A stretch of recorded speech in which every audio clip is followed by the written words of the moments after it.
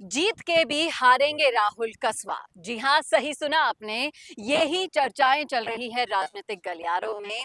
सालों से बीजेपी के जो थे कसवा वो अब कांग्रेसी हो गए हैं।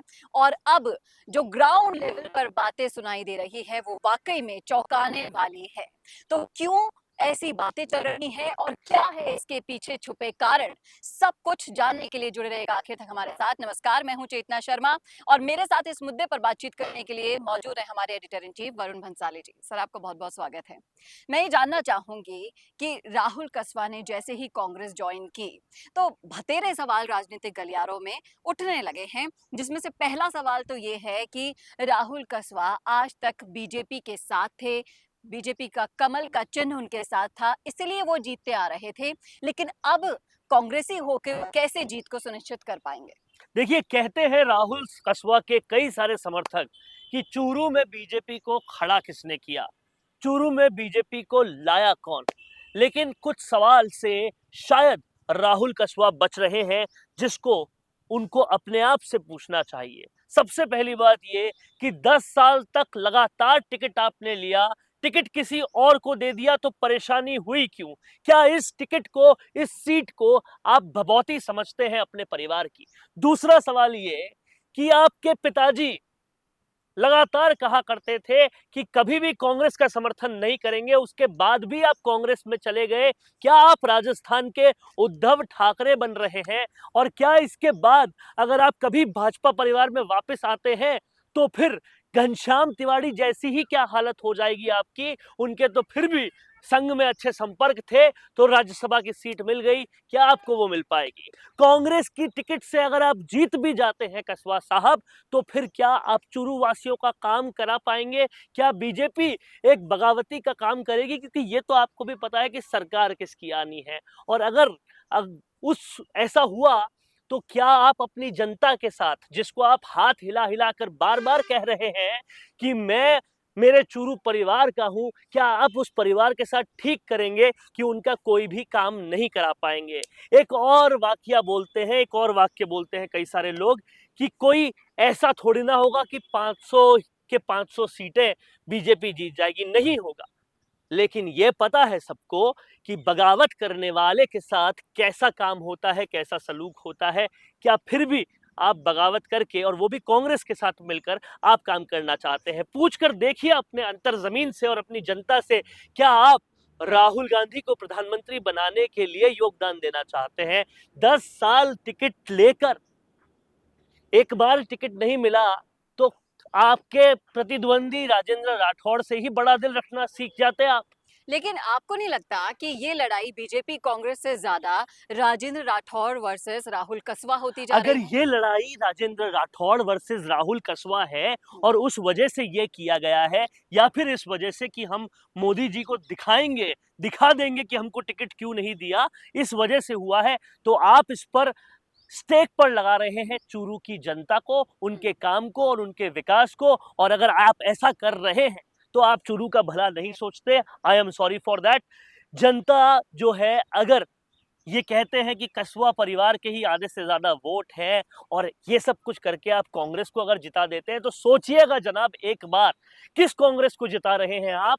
जिस कांग्रेस ने सचिन पायलट से खुद से पूछा कि तुम लड़ लो लोकसभा चुनाव, पूछा अशोक गहलोत से तुम लड़ लो, पूछा गोविंद सिंह डोटासरा से तुम लड़ लो, वो कोई नहीं लड़ा, क्योंकि अंदर खाने वो जानते थे हम बुरी तरह से हारेंगे, सरकार बनेगी नहीं, हम अपनी विधायकी वाली सीट भी क्यों छोड़े। लेकिन इसी के साथ साथ मैं आपसे ये भी जानना चाहूंगी कि ये जो लड़ाई है जिसकी हम चर्चा कर रहे हैं वो राठौर वर्सेस कसवा होने के साथ साथ जाट और राजपूत में भी छिड़ चुकी है। आप अगर सोशल मीडिया को खंगालेंगे और देखेंगे तो ये पाएंगे कि यहाँ पर अब एक जातिवाद सा हावी हो गया है और जो ग्रुप्स हैं वो दो भागों में डिवाइड हो गया है। एक तरफ जाट है, एक तरफ राजपूत हैं।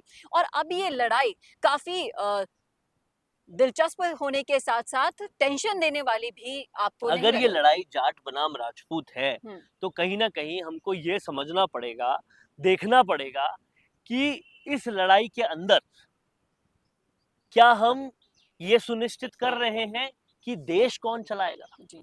क्योंकि ये चुनाव सबको पता है, प्रधानमंत्री चुनने का चुनाव है, देश चलाने का चुनाव है।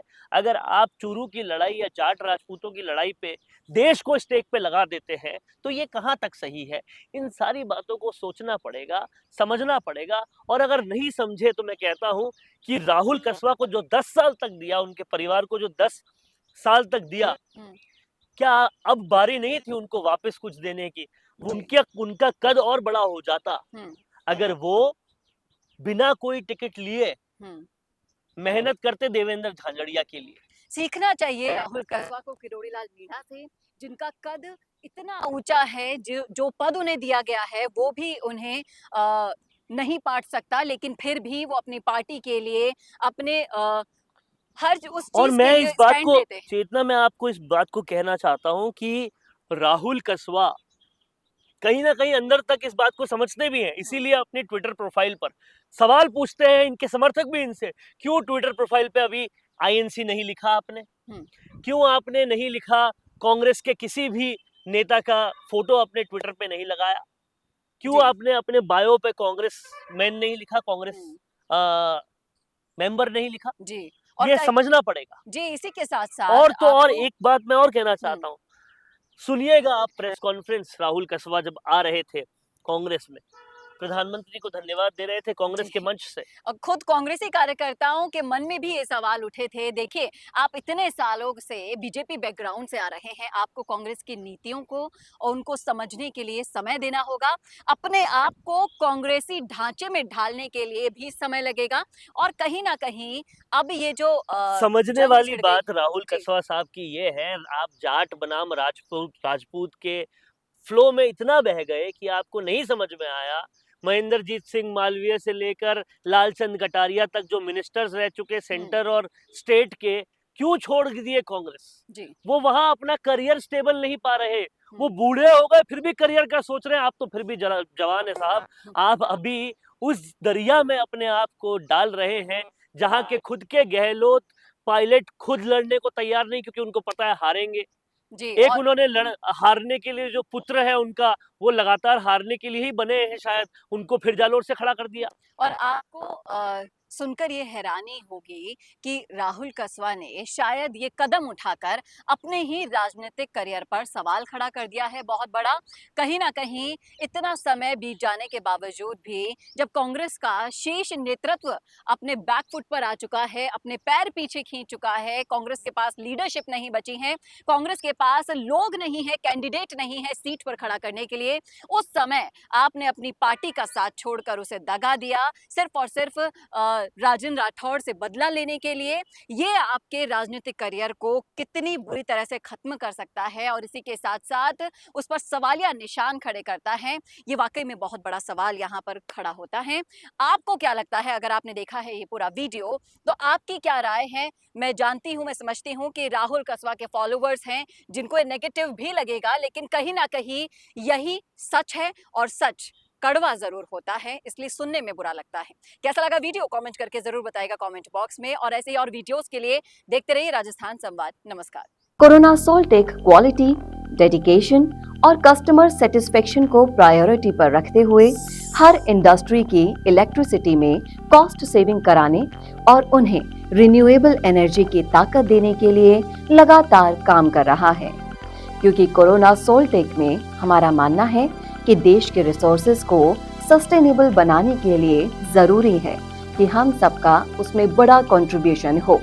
इसीलिए सोलर प्रोजेक्ट्स की टाइमली डिलीवरी करते हुए एक पार्टनर की तरह आपकी इंडस्ट्री को हम अपडेट करते हैं और हमेशा आपकी सर्विस के लिए तत्पर रहते हुए सोलर एनर्जी का पूरा पोटेंशियल आपको मिले, इसी दिशा में काम करते हैं।